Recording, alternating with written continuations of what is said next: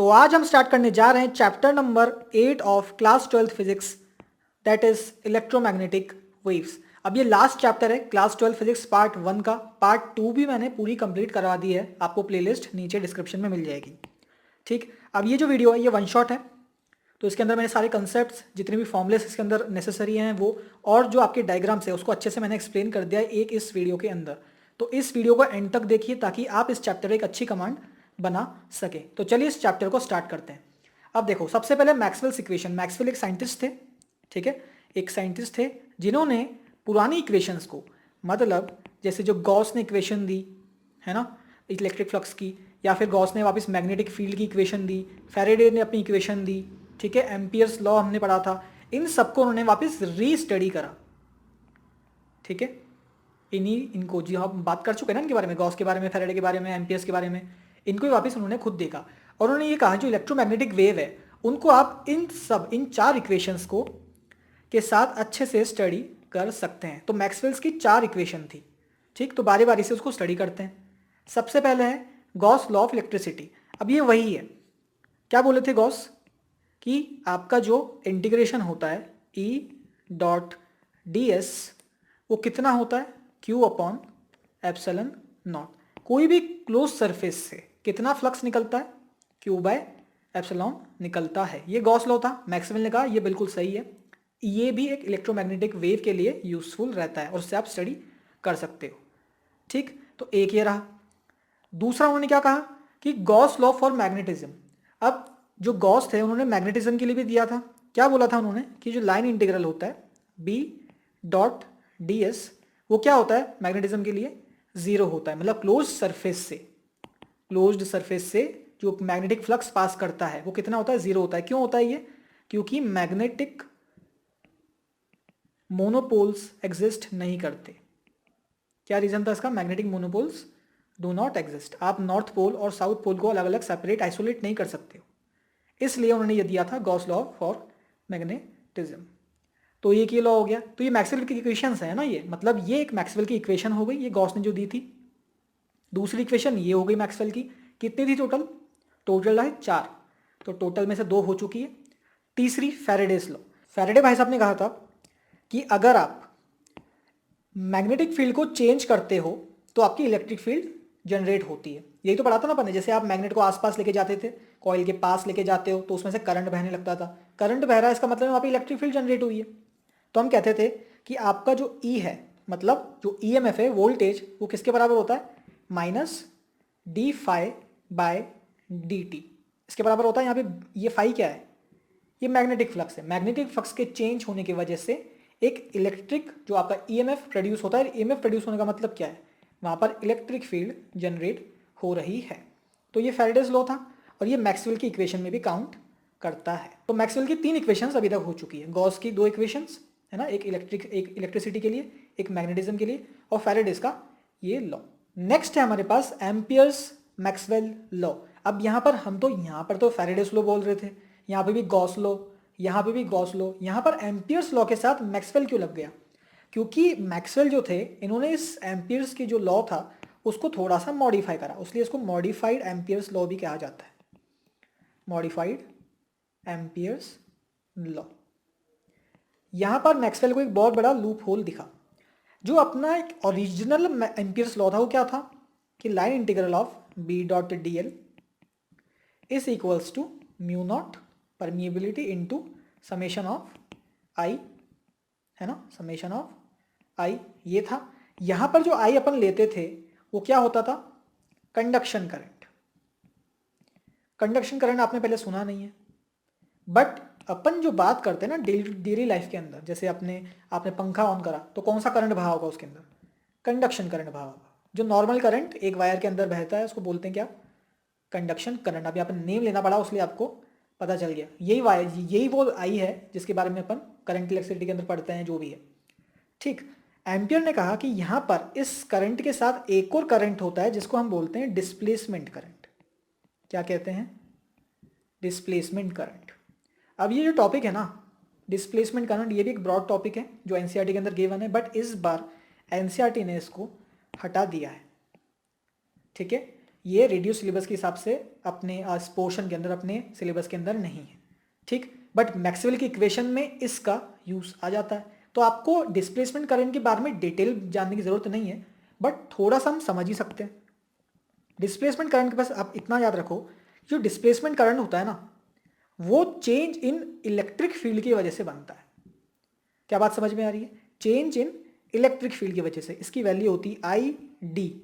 Displacement current की value होती है epsilon naught into d phi by d t. मैं कह रहा था आपको कि ये इलेक्ट्रिक फील्ड के चेंज की वजह से होती है, तो यहाँ पर डी फाई कौन सा वाला होगा? इलेक्ट्रिक फील्ड वाला होगा।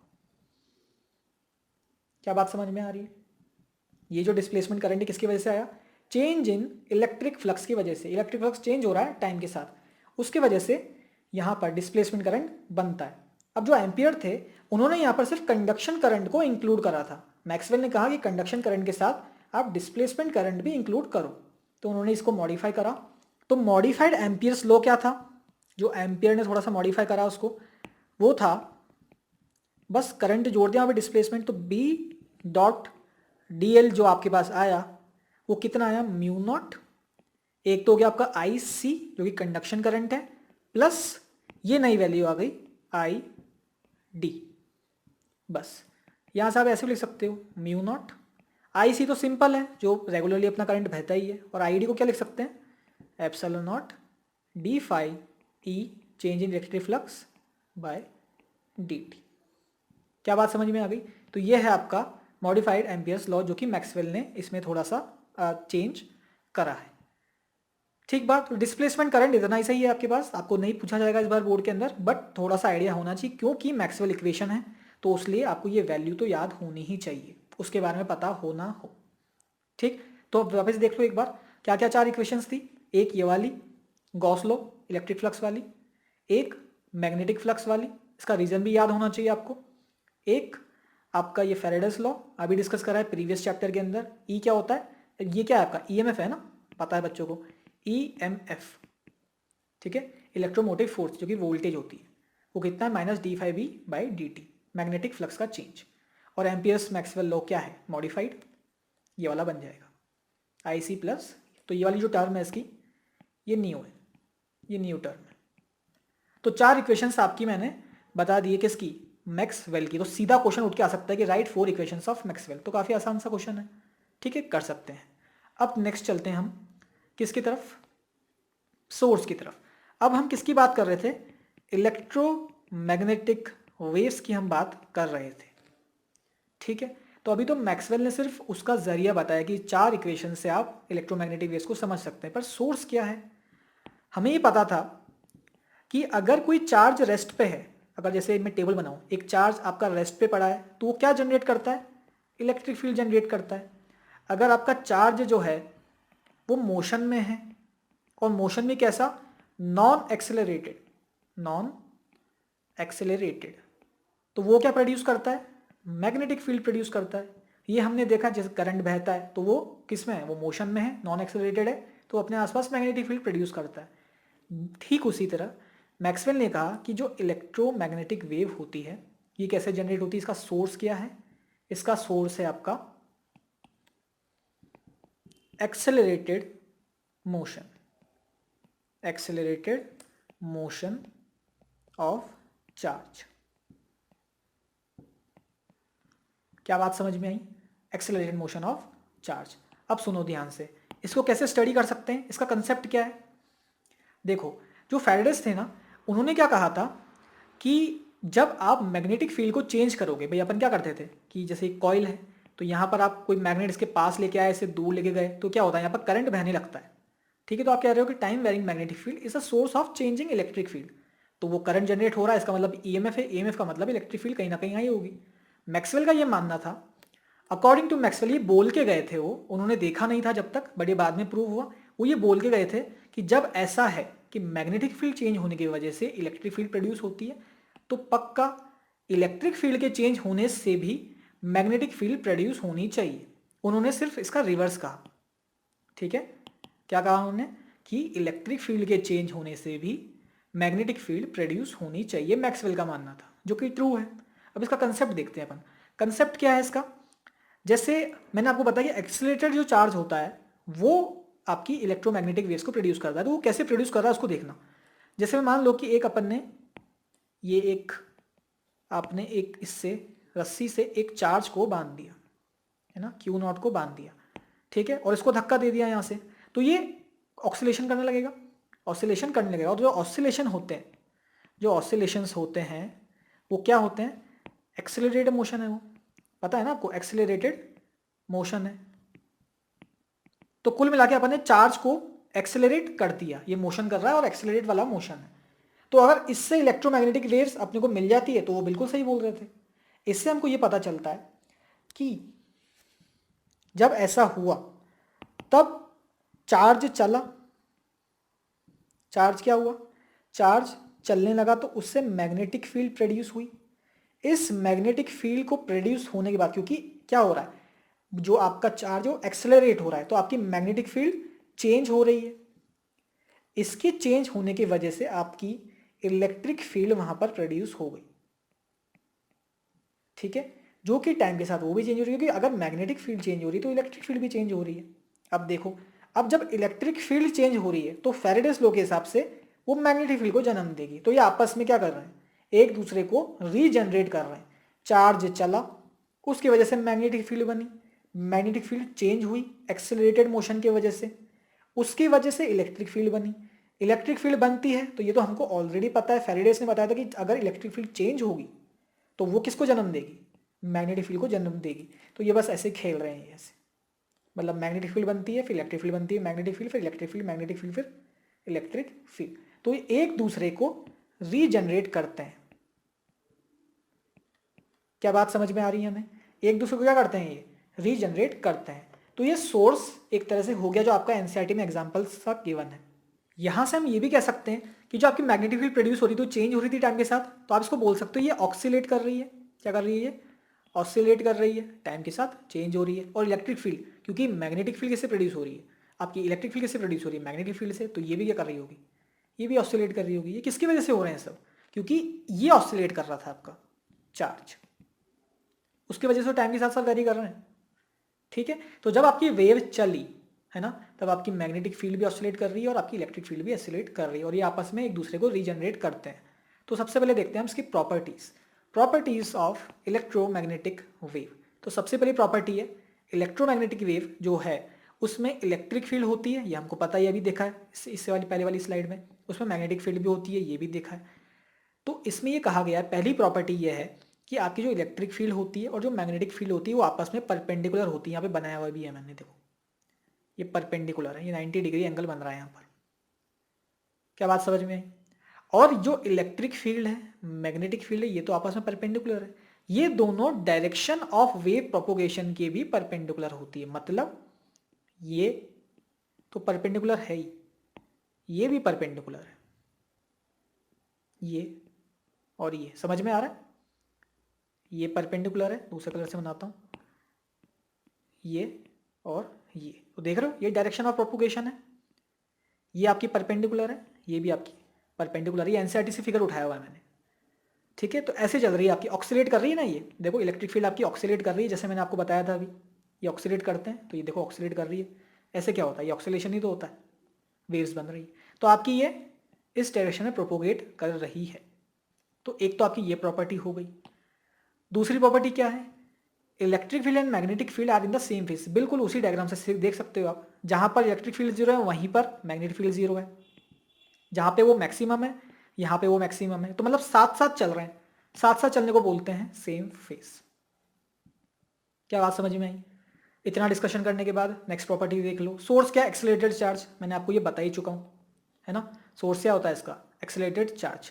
और जैसे आप आगे जाके हम जब पढ़ेंगे कि जो इलेक्ट्रोमैग्नेटिक वेव्स है जैसे विजिबल रीजन में भी आती है ना, उसमें यूवी रेज भी आती है। यूवी रेज का अपन सबसे अच्छा एग्जांपल क्या लेते हैं, सन लेते हैं, सन से यूवी रेस आती है, ठीक। तो सोर्स कई तरह के हो सकते हैं, बट अपन जनरेट करना चाहें तो उसका सोर्स क्या है, एक्सेलरेटेड चार्ज, ठीक। नेक्स्ट पॉइंट क्या है, do not require any medium to travel. भाई वैक्यूम के अंदर भी ट्रैवल कर सकती है, कुल मिला के मतलब ये कहने का कि कोई ऐसा नहीं है कि कोई मीडियम चाहिए इसको चलने के लिए, ठीक है। Do not require any medium to travel, vacuum के अंदर भी ट्रैवल कर सकती है। आगे देख लो, all EM electromagnetic waves have same speed. अच्छा, ये बहुत इंपॉर्टेंट पॉइंट है। इलेक्ट्रोमैग्नेटिक वेव्स का अपन अभी स्पेक्ट्रम देखेंगे, जिसके अंदर बहुत सारी इलेक्ट्रोमैग्नेटिक वेव्स होती है अलग अलग तरीके की, है ना। वेव्स हैं तो वेव्स की क्या आपकी जो वेवलेंथ होती है, फ्रीक्वेंसी होती है, अलग अलग हो जाती है ना, वेवलेंथ अलग अलग होती है। तो इनकी एक कॉमन प्रॉपर्टी है, वो ये है कि इनकी सब इलेक्ट्रोमैग्नेटिक वेव्स की, आप विजिबल रेज की बात करो, आप यूवी रेज की बात करो, आगे जाके हम बात करेंगे, एक्स रेज की बात करो, माइक्रोवेव्स की बात करो, इन सबकी स्पीड, मतलब जिस स्पीड से वेव चल रही है उन सबकी स्पीड क्या होती है, एक ही होती है। कितनी होती है? वैक्यूम के अंदर भी ये होती है C=1/μ0 × ये क्या है? Absolute permeability, absolute permittivity. और अगर मीडियम की हम बात कर रहे हैं तो उसके अंदर V हो गया। ये C क्या है? ये तो स्पीड ऑफ लाइट है ना, स्पीड ऑफ लाइट। मैं आपको कह ही रहा था अभी कि जो आपकी विजिबल लाइट होती है वो क्या है? इलेक्ट्रोमैग्नेटिक वेव है। तो आपको पता है कि अपनी जो स्पीड ऑफ लाइट है वो क्या लेते हैं अपन हमेशा?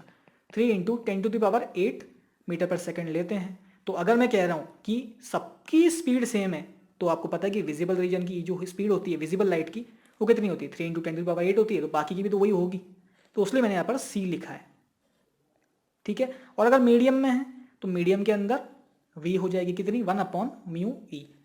ये परमिटिविटी और ये परमिएबिलिटी और ये परमिटिविटी मीडियम के लिए। क्या बात समझ में आई?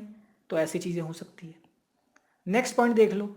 अच्छा, ये तो कॉमन सा पॉइंट है भाई, E है, इलेक्ट्रिक फील्ड चल रही है। अपन ने बताया था ना भाई कि वेव्स, जैसे ये है, इसको देखो यहाँ पर, ये कैसे वेव चल रही है? ऐसे वेव्स चल रही है ना, ये इलेक्ट्रिक फील्ड ऐसे जा रही है यूँ ऊपर नीचे ऊपर नीचे, तो इसका कुछ एम्पलीट्यूड होगा, उसको क्या बोल रहे हैं हम?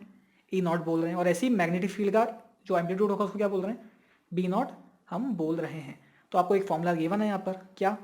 जो आपका E0/B0 होता है वो कितना होता है? C के बराबर होता है। C क्या है यहाँ पर? वही 3 × 10⁸ मीटर पर सेकेंड। क्या बात समझ में आई? और C की इसको क्या लिख सकते हो आप? C को 1/μ0ε0 अभी लिखा था ना यहाँ पर, C = 1/μ0ε0 का अंडर रूट। नेक्स्ट हम डिस्कस करते हैं एनर्जी के बारे में। भाई अब इलेक्ट्रोमैग्नेटिक वेव क्या? एक वेव ही तो है। तो वेव जो होती है, हम जानते हैं कि वेव के पास एक एनर्जी होती है, तो उस एनर्जी को कैलकुलेट करने हम निकल गए। इलेक्ट्रोमैग्नेटिक वेव प्रोसेस एनर्जी, ये तो स्टेटमेंट हो गया। कितनी होगी? तो हम बोलते हैं कि जो एनर्जी होती है, मान लो अगर x इसके पास टोटल एनर्जी है, किसके पास? इलेक्ट्रोमैग्नेटिक वेव के पास। तो x/2 कहाँ से आएगी? इलेक्ट्रिक फील्ड की वजह से। और x/2 कहाँ से आएगी? मैग्नेटिक फील्ड की वजह से। दो कंपोनेंट होते हैं किसके? इलेक्ट्रोमैग्नेटिक वेव्स के, इलेक्ट्रिक फील्ड और मैग्नेटिक फील्ड। तो इलेक्ट्रिक फील्ड से आधी एनर्जी आती है और मैग्नेटिक फील्ड से आधी एनर्जी आती है। तो अब मेरे को ये पता लगाना कि एनर्जी कितनी होती है इलेक्ट्रिक फील्ड के अंदर और एनर्जी कितनी होती है मैग्नेटिक फील्ड के अंदर। उसका आधा कर दूंगा, है ना, और इसका भी आधा कर दूंगा, दोनों को जोड़ दूंगा तो क्या आ जाएगा? इलेक्ट्रोमैग्नेटिक वेव्स की एनर्जी आ जाएगी, है ना। हम बात करते हैं एनर्जी डेंसिटी के लिए। किसकी बात? Energy density. एनर्जी डेंसिटी क्या होता है आपका? Energy per unit volume. तो ये म्यू ये लिखा है एनर्जी डेंसिटी, ठीक है। तो एनर्जी डेंसिटी कहाँ से आई? एक आई आपकी इलेक्ट्रिक फील्ड की वजह से एनर्जी डेंसिटी और एक आई आपकी मैग्नेटिक फील्ड की वजह से। तो ये जो लिख रखा है मैंने, ये लिखा रखा है, ये क्या है? जितनी इलेक्ट्रिक फील्ड के अंदर एनर्जी होती है, ठीक है, जितनी इलेक्ट्रिक फील्ड के अंदर एनर्जी डेंसिटी होती है। और ये क्या है? जितनी मैग्नेटिक फील्ड के अंदर एनर्जी डेंसिटी होती है, ठीक। अब मुझे आधा करना था ना, ये क्या लिखा हुआ एक तरह से, 1/2 ε0 प्लस हाफ अंदर चला गया, 1/2 μ0। तो ये क्या है? ई की एनर्जी डेंसिटी का हाफ, क्योंकि हम बोल रहे थे कि आधी एनर्जी कहाँ से आती है? इलेक्ट्रिक फील्ड से आती है। आधी एनर्जी कहाँ से आती है? बाकी की आधी एनर्जी मैग्नेटिक फील्ड से आती है। तो इस एनर्जी का आधा कर दो और इस एनर्जी का आधा कर दो, दोनों आधी आधी होके क्या हो जाएगी? पूरी हो जाएगी। क्या हमें चीज़ें क्लियर हो रही है? तो बस आपको ये फॉर्मूलेस याद ही रखने पड़ेंगे, इसका कोई और रास्ता है नहीं, ठीक है। तो काफ़ी इजी सा चैप्टर है। मोमेंटम की बात कर लेते हैं। मोमेंटम, इलेक्ट्रोमैग्नेटिक वेव्स भाग रही है तो कुछ मोमेंटम भी तो होगा उसका। मोमेंटम होता है म्यू आपका U/c। यू क्या है? Total energy in time t, total energy transfer in time t। इसका क्वेश्चन कैसे बन सकता है? जैसे आपके पास कोई सरफेस है, इसके ऊपर कोई आपकी इलेक्ट्रोमैग्नेटिक वेव्स गिर रही है और हम बोलते हैं कि इसका कुछ एनर्जी इसमें एब्जॉर्ब हो गई, तो आप मोमेंटम उसका निकाल सकते हैं, ठीक है, तो कितनी एनर्जी हुई वो आप देख लेना। टोटल एनर्जी ट्रांसफर्ड है ना, ट्रांसफर्ड कहीं ना कहीं ट्रांसफर हुई है, उसको कैलकुलेट करके अपन मोमेंटम निकाल सकते हैं। एक एग्जांपल भी गिवन है आपको एनसीईआरटी के अंदर। ठीक है, इतना पढ़ने के बाद नेक्स्ट पे आते हैं। नेक्स्ट प्रॉपर्टी क्या है, electromagnetic waves can not be deflected by electric field और मैग्नेटिक फील्ड। मतलब आप कोई इलेक्ट्रोमैग्नेटिक वेव चल रही है ना, कोई इलेक्ट्रोमैग्नेटिक वेव चल रही है तो उसको आप इलेक्ट्रिक फील्ड या मैग्नेटिक फील्ड के साथ चेंज नहीं कर सकते, या डायरेक्शन चेंज नहीं कर सकते। ऐसा नहीं है कि अगर आपने यहाँ पे इलेक्ट्रोमैग्नेटिक वेव लगा दी, कुछ जैसे इलेक्ट्रोमैग्नेटिक वेव जा रही है, आपने इलेक्ट्रिक फील्ड या मैग्नेटिक फील्ड ऑन कर दी उस रीजन के अंदर जहाँ से वो जा रही है, तो वो ऐसे मुड़ जाएगी। ऐसा कुछ भी नहीं, वो डिफ्लेक्ट नहीं हो सकती। क्या बात समझ में आ रही है? तो ये भी प्रॉपर्टी है, याद रखनी है। ठीक, अब क्या लिखा हुआ है, electromagnetic waves obeys the principal of superposition. ये तो बिल्कुल आम सी बात है ना, प्रिंसिपल ऑफ सुपरपोजिशन, क्योंकि हमें पता है कि जो इलेक्ट्रोमैग्नेटिक वेव्स है ना, जो अपनी लाइट होती है वो क्या होती है, एक इलेक्ट्रोमैग्नेटिक वेव ही तो है। और हम जानते हैं कि क्या करती है, रिफ्रैक्शन भी करती है, और ये रिफ्लेक्शन भी करती ये डिफ्लेक्शन भी करती है। तो सारी चीज़ें कर ही तो रही है ना, सुपरपोजिशन भी करती है। तो लाइट क्या है, लाइट एक इलेक्ट्रोमैग्नेटिक वेव्स है। मतलब कुल मिला के आप बोल सकते हो electromagnetic waves principle of superposition obey करती है। नेक्स्ट आ जाओ जल्दी से आप इलेक्ट्रोमैग्नेटिक स्पेक्ट्रम। स्पेक्ट्रम क्या है, बहुत सारी आपने इलेक्ट्रोमैग्नेटिक वेव्स ली और उनको लाइन से जमा दिया। ठीक है, लॉन्गेस्ट लैम्डा होगा तो मिनिमम फ्रीक्वेंसी होगी। कहाँ से आती है ये आती है आपकी जो आपका कॉन्स्ट वो नहीं होती एनर्जी। एनर्जी कैसे लिखते हो आप, एच सी बाय लैम्डा से लिखते हो। ये सी बाय लैम्डा जो है, ये सी बाय लैम्डा, इसको क्या लिख सकते हो आप, फ्रीक्वेंसी लिख सकते हो। ये वी क्या है, ये फ्रीक्वेंसी है, ये वेलोसिटी नहीं है, फ्रीक्वेंसी। तो सी बाय लैम्डा को क्या लिख सकते हो, mu. Frequency is equals to c by lambda. तो देख रहे हो, अगर आपकी लॉन्गेस्ट वेवलेंथ हुई, मतलब अगर आपने वेवलेंथ को बढ़ाया तो आपकी फ्रीक्वेंसी कितनी आएगी, मिनिमम आएगी। ऑब्वियस सी बात है, फ्रीक्वेंसी को आप बढ़ाते जा रहे हो तो आपकी फ्रीक्वेंसी, अच्छा वेवलेंथ को आप बढ़ाते जा रहे हो तो आपकी फ्रीक्वेंसी कम होती चली जाएगी। तो हम बोल सकते हैं लॉन्गेस्ट वेवलेंथ या मिनिमम फ्रीक्वेंसी, ये म्यू है। क्या मैं बात समझ में आ रही है? एक स्पेक्ट्रम आपके पास गिवन है एनसीईआरटी के अंदर के बुक के अंदर, वो मैंने यहाँ पर स्क्रीनशॉट लगाया हुआ है। यहाँ पर कैसे अरेंज्ड है ये देख लो, ये फ्रीक्वेंसी के हिसाब से अरेंज्ड है और ये वेवलेंथ के हिसाब से, मतलब सेम ही है दोनों, बट लिखा हुआ है जैसे यहाँ पर दिख रहा है ना, आपकी 10⁻23 फ्रीक्वेंसी है, 10⁻23 हर्ट्स। तो उसके अंदर उसमें 10⁻⁻14 आपकी वेवलेंथ है। और जैसे जैसे आपकी फ्रीक्वेंसी कम हो रही है, नीचे जा रहे हो तो आपकी फ्रीक्वेंसी कम होती जा रही है। तो ये 10 हो गई फ्रीक्वेंसी यहाँ पर, तो आपकी जो वेवलेंथ है वो 10⁻7 हो गई, मतलब बढ़ गई। क्या समझ में आ रही है? तो वही जो कंसेप्ट मैं आपको पहले बता रहा था वही चीज़ है। तो यहाँ पर स्पेक्ट्रम गिवन, ये सारी इलेक्ट्रोमैग्नेटिक वेव्स हैं। क्या है ये, इलेक्ट्रोमैग्नेटिक वेव्स, जिसके अंदर गामा रेस है, एक्स रेस है, अल्ट्रावायलेट, ये विजिबल रीजन में थोड़ा सा बड़ा करके बनाया हुआ है। ठीक है, इसमें भी आपको 400 नैनोमीटर, 450, 500, 550, 600, 650, 700, इसमें भी colour violet, blue, green, yellow, orange, red. ठीक है, ये सब विजिबल पैटर्न है। इन्फ्रारेड होती है, इन्फ्रारेड तो हम ही एमिट करते हैं, ह्यूमन बॉडी इन्फ्रारेड रेडिएशन को एमिट करती है। मैं आपको एक इंटरेस्टिंग सा एग्जांपल बताऊंगा अभी आगे। माइक्रोवेव्स, शॉर्ट रेडियो वेव्स, है ना, ये सब हैं। तो ये एक स्पेक्ट्रम है, ये लाइन से जमा रेखी है। ठीक, हम ये कह सकते हैं कि लॉन्गेस्ट वेवलेंथ किसकी है, लॉन्गेस्ट वेवलेंथ आपकी है इसकी लॉन्ग रेडियो वेव्स, है ना। कितनी होती है इसकी, 10⁻4 वेवलेंथ होती है ना, 10⁻4 मीटर की वेवलेंथ। और हम कह सकते हैं कि जो सबसे छोटी वेवलेंथ किसकी होती है, वो होती है गामा रेस की। कितनी होती है वो, 10⁻⁻13 आ रही है, देखो 10⁻13, ये 10⁻7 है और ये 10⁻13 है। तो इतनी कम वेवलेंथ है। तो सबसे शॉर्टेस्ट वेवलेंथ किसकी हुई, गामा रेस की। सबसे ज़्यादा वेवलेंथ किसकी हुई, लॉन्ग रेडियो वेव्स की। अब एक एक करके थोड़ा सा डिस्कस कर लेते हैं इसके बारे में। सबसे नीचे से स्टार्ट करते हैं, सबसे पहले, है ना, सबसे बड़ी वेवलेंथ के साथ।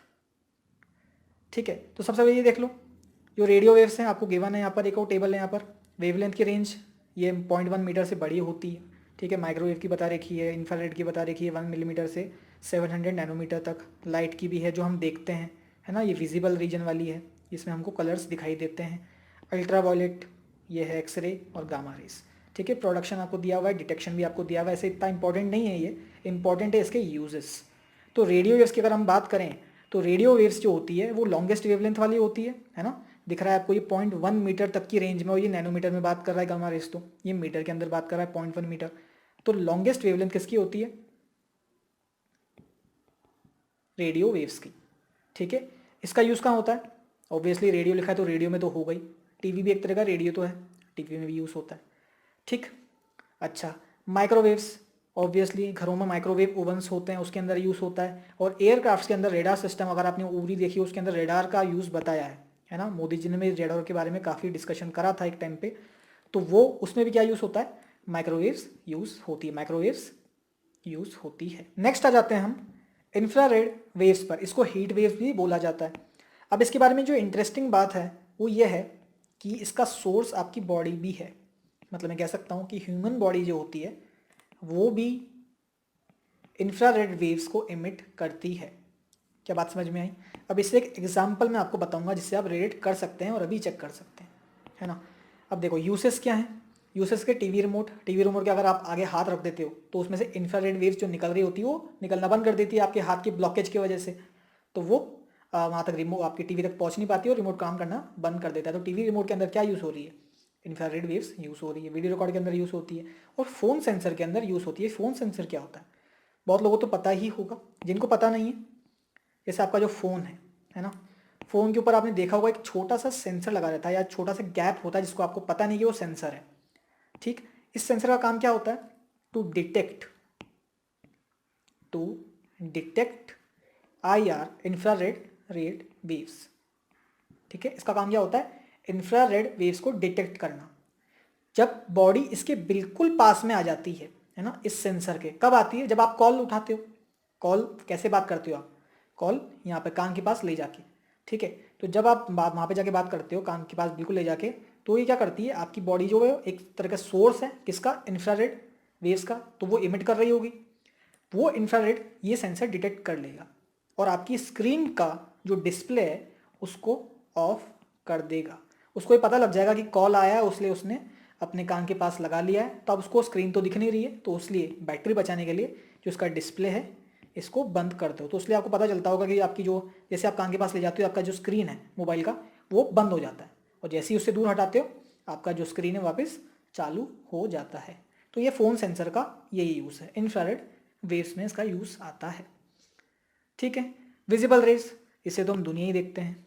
ठीक है, विजिबल रेस, रेड वॉयलेट जितनी भी रेस है सब विजिबल रेस है। यूसेस क्या है? आई सेंसिटिव आइज़ को डिफ्रेंशिएट कर सकती है और दुनिया हम देख सकते हैं। ठीक है, अल्ट्रावायलेट रेस, सोर्स क्या है? सबसे बढ़िया सोर्स सन, है ना। आजकल तो क्रीम्स भी आने लगी है यूवी प्रोटेक्शन की, क्यों? क्योंकि सन से यूवी रेस आती है जो हमारी बॉडी के लिए हार्मफुल है। एक्चुअली में जो यूवी रेस होती है ना, ये कैंसर भी पैदा कर सकती है। ठीक है, हार्मफुल होती है काफ़ी। तो यूजेस क्या है इसके? किल जर्म्स, अगर ह्यूमन बॉडी को ही मार सकती है तो जर्म्स तो मर ही जाएंगे। ठीक, तो अल्ट्रावायलेट रेस के बारे में ये बात हो गई। अच्छा, एक्सरेस, एक्सरेस क्या होती है? आपने ऑब्वियसली सुना होगा कि एक्सरे करा के आओ, फ्रैक्चर हो गया एक्सरे करा के आओ, तो क्या करता है एक्सरे जो है वो मेडिकल टेस्ट में काफ़ी काम आता है। छोटी से छोटी चीज़ को भी डिटेक्ट कर लेता है। इसका सोर्स क्या है? अगर आपने मॉडर्न फिजिक्स अच्छे से पढ़ी है तो आपको पता होगा कि जब हम किसी मेटल टारगेट को, टारगेट क्या होता है? कोई भी जहाँ से हम किसी इलेक्ट्रॉन को हिट करा रहे हैं इस पे, तो ये टारगेट बोलते हैं इसको। इसको क्या बोलते हैं? टारगेट। तो अगर मेटल टारगेट आपने लिया है ना, और उसको हाई एनर्जी इलेक्ट्रॉन से आप हिट कराते हो तो इसमें से एक्सरे इमिट होती है। क्या बात समझ में आ गई? तो एक्सरेज के बारे में डिस्कशन कर लिया आपने। लास्ट है गामा रेस। यूज़ क्या है इसका? डिस्ट्रॉइंग कैंसर सेल्स, ये कैंसर खत्म करने के काम में आती है। तो गामा रेज जो होती है इसकी सबसे मिनिमम वेवलेंथ होती है। ठीक है, सबसे मिनिमम वेवलेंथ। तो यहाँ पर हमारा जो टॉपिक है इलेक्ट्रोमैग्नेटिक वेव्स का जो पूरा चैप्टर है वो कंप्लीट होता है। क्या बात समझ में आई? अच्छा, तो एक क्वेश्चन आपको एनसीईआरटी के अंदर गिवन है एग्जाम्पल के रूप में। क्या दिया मैंने ये कि आपके पास एक प्लेन इलेक्ट्रोमैग्नेटिक वेव्स है जिसकी फ्रीक्वेंसी कितनी है? 25 megahertz, travels in the free space, मतलब vacuum, along the X direction. Wave कैसे डायरेक्शन मूव कर रही है? एक्स डायरेक्शन, मतलब आई कैप डायरेक्शन में मूव कर रही है। एट अ पर्टिकुलर पॉइंट, कोई भी पर्टिकुलर पॉइंट ले लेते हैं, ये रहा particular point, in space and time, is equals to 6.3 j cap, मतलब ऊपर की तरफ इलेक्ट्रिक फील्ड आपकी कितनी है? इलेक्ट्रिक फील्ड 6.3 है। आपको पूछा जा रहा है what is B at that point, तो सबको फॉर्मूला याद है इसका, तो यार क्या होता है फॉर्मूला? आपका फॉर्मूला होता है E/B is equals to C। क्या यही फॉर्मूला होता है? रख दो यहाँ से। क्या है? 6.3 है ना, अपॉन आपका ये B हो गया, B तो फाइंड ही करना है। C क्या है? 3 × 10⁸। यहाँ से आपके पास वैल्यू आ जाएगी, जो मैग्नेटिक फील्ड की वैल्यू आएगी वो क्या आएगी? 2.1 × 10⁻⁻8 टेस्ला। ठीक है। अच्छा, इसकी भाई मैग्नेटिक फील्ड पास कर रहे हो ना, मैग्नेटिक फील्ड फाइंड कर रहे हो, तो उसका मैग्नीट्यूड तो आ गया। डायरेक्शन कैसे आएगी? डायरेक्शन आती है किससे? E×B से। E×B से क्या आती है डायरेक्शन? वेव की प्रोपोगेशन की, वेव के प्रोपोगेशन की। जब आप E×B करते हैं, जिस डायरेक्शन में थंब पॉइंट करता है उस डायरेक्शन में वेव चल रही होती है। तो आपको ये गिवन नहीं है, बट आपको प्रोपोगेशन पता है। तो अगर मैं E×B करना है, तो अगर मैं ऐसे E×B करता हूँ यूं, तो क्या दिख रहा? इधर आ रही है वेव की प्रोपोगेशन, और चल भी तो इधर ही रहा है ये। E×B यहाँ चल रहा है और बिल्कुल सही चल रहा है। तो आप कह सकते हो जो B आया वो आपकी तरफ आ रहा है। मतलब अगर मैं अगर मैं इसको I कैप लिख रहा हूँ, इसको मैं J कैप लिख रहा हूँ, तो उसको क्या लिखूंगा? K कैप लिखूंगा। क्या बात समझ में आई? तो ऐसे आप लिख सकते हैं। ये एक एग्जाम्पल हो गया। ठीक है, एक नेक्स्ट एग्जाम्पल भी काफ़ी अच्छा है। नेक्स्ट क्वेश्चन ये हो सकता है example 8.4, light with an energy flux of 18 watt per centimetre square falls on a non reflecting surface. क्या बोल रहा है ये? कि एक नॉन रिफ्लेक्टिंग सरफेस है, ठीक है, तो जितनी एनर्जी उसमें गिरेगी, है ना, वो सारी की सारी एब्जॉर्ब हो जाएगी। तो मान लो ऐसे गिर रही है, ऐसे गिर रही है, ठीक है, किस समय? नॉर्मल इंसिडेंस पे, है ना, बिल्कुल नॉर्मल लाइन बना रही है ये। तो मान लो ये वाला पूरा एरिया कवर्ड है ना, ये आपकी EMW है जो गिर रही है। अच्छा, आगे बढ़ते हैं। If the surface has an area of 20 centimetre square, मतलब मैं बोल रहा हूँ कि ये जो एरिया आपका जिस पे लाइट गिर रही है वो 20 सेंटीमीटर स्क्वायर का है।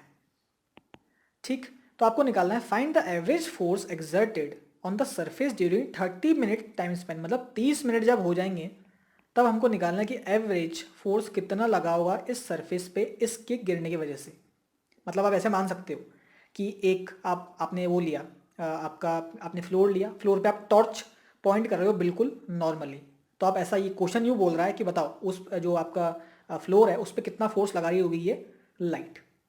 ठीक है, एक तरह से आप इसको ऐसा मान सकते हो। तो बहुत कम लगा रही होगी ऑब्वियसली, हमको पता है ना, क्योंकि आप जैसे टॉर्च को पॉइंट करोगे अपने फ्लोर की तरफ, तो ऐसा थोड़ी है फ्लोर हिलने लग जाएगा। ठीक है, पर लग तो रही है क्योंकि कुछ ना कुछ उस पर जाके टकरा रहा है। तो उसको निकाल लेते हैं। चलो देखो क्या बोला गया है, एनर्जी फ्लक्स आपको गिवन है of 18 watt per centimetre square. तो अगर 18 वॉट एक सेंटीमीटर स्क्वायर के अंदर 18 वॉट है, तो 20 सेंटीमीटर स्क्वायर के अंदर कितना होगा वो मैं निकाल लेता हूँ। ठीक है, कैसे निकालेंगे? अगर एक सेंटीमीटर स्क्वायर के अंदर कितना गिवन है? 18 वॉट, तो 20 सेंटीमीटर स्क्वायर के अंदर कितना गिवन होगा? 18 × 20 centimetre square.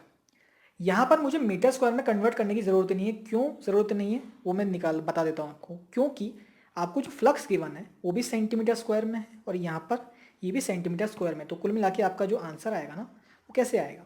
18 watt per centimetre square into, ऐसे तो हो रहा है 20 सेंटीमीटर स्क्वायर, तो ये सेंटीमीटर स्क्वायर से सेंटीमीटर स्क्वायर कट गया। अगर बाई चांस एक वैल्यू मीटर स्क्वायर में होती तो आपको कन्वर्ट करना ही पड़ता। तो हमको ये पता लग गया कि जो एनर्जी वो एक 20 सेंटीमीटर का स्क्वायर ले रहा है वो कितना है? 18 × 20 आपका वॉट है। ठीक, अच्छा, इतनी एनर्जी ले रही है, कितने मिनट के लिए ले रही है? 30 मिनट के लिए। तो इसको भी मल्टीप्लाई कर दो, 18 × 20 × 30, मिनट में है, सेकेंड में चाहिए रहता है हमेशा, इंटू 60 भी कर दो। तो ये आ गई आपकी क्या? एनर्जी। क्या बात समझ में आई? ये एनर्जी आई, तो हम लिखते थे एनर्जी ट्रांसफर। तो इतनी एनर्जी ट्रांसफर हुई होगी। अब आपका जो मोमेंटम आता था, फॉर्मूला याद करो क्या आता था? P is equals to momentum is equals to μ/c। U कितना है? U है आपका 18 × 20 × 30 × 60। कितना? 18 × 20 × 30 × 60। थोड़ा अच्छे से लिखता हूँ उसको मैं, समझ में नहीं आओगे आप लोगों को। क्या लिखता हूँ? 18 × 20 × 30 × 60 अपॉन C की वैल्यू कितनी होती है? 3 × 10⁸। क्या बात समझ में आई? अच्छा, यहाँ से जब आप इसको कैलकुलेट करोगे तब आपके पास वैल्यू आएगी कितनी? 2.16 इंटू 10⁻³ kg पर kg मीटर पर सेकेंड। तो आपका ये मोमेंटम आ गया। क्या आ गया आपका? मोमेंटम। पर अपने को क्या मोमेंटम निकालना था? नहीं, मोमेंटम नहीं निकालना था, अपने को निकालना था एवरेज फोर्स। तो एवरेज फोर्स होता है आपका क्या? मोमेंटम, जो कि P से मैं रिप्रेजेंट करता हूँ, अपॉन टाइम। इतना ही होता है। अच्छा, अब देखो, अगर मोमेंटम कितना है 2.16 इंटू 10⁻³ अभी निकाला है इतना। टाइम कितना था? टाइम था आपके पास 30 मिनट्स। तो सेकेंड्स में कन्वर्ट करके लिख दो, क्या आ जाएगा? 30 इंटू 60, यह जाएगा 1800। अब इसको जब आप सॉल्व करोगे आपके पास वैल्यू आएगी 1.2 इंटू 10⁻⁻6 न्यूटन। ठीक है, तो एवरेज फोर्स जो आपके पास निकल कर आई, एवरेज फोर्स इस क्वेश्चन के लिए वो कितनी आई? 1.2 इंटू 10⁻⁻6 न्यूटन। तो देख रहे हो कितनी कम फोर्स है, कितनी कम फोर्स है, 10⁻⁻6 में है ना, माइक्रो में। ठीक है, तो यहाँ पर मैंने आपके एग्जाम्पल्स भी जो 2 एग्जाम्पल्स हैं वो भी सॉल्व करवा दिए हैं। तो इसी के साथ अपना जो चैप्टर है इलेक्ट्रोमैग्नेटिक वेव्स वो फिनिश होता है। तो इसी के साथ हमारी जो फिजिक्स है 12th की पार्ट 1 और पार्ट 2 कंप्लीट मैंने करवा दी है। ठीक है, और सारे के सारे लेक्चर्स, हर चैप्टर के लेक्चर्स यूट्यूब पर फ्री ऑफ कॉस्ट अवेलेबल हैं। वो आपको प्लेलिस्ट के रूप में यूट्यूब चैनल पर मिल जाएंगे। थैंक यू फॉर वॉचिंग, सी या।